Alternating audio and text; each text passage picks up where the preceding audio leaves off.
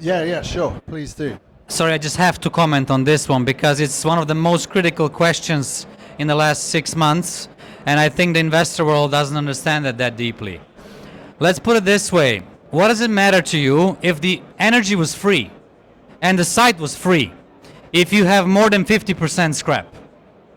Doesn't matter. So you're going to fail anyway because it's so extreme.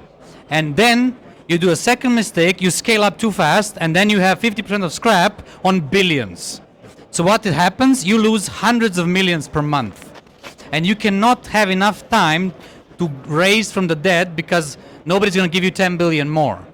So they unfortunately got too much money too fast. And that's an issue.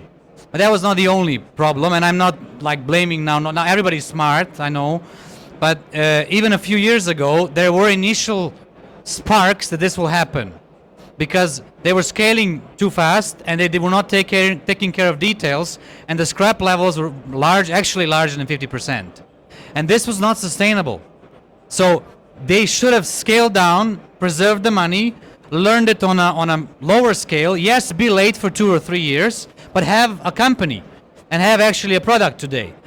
But they ran out of money before they could phoenix out of the dust. So unfortunately, this is the story we are facing today.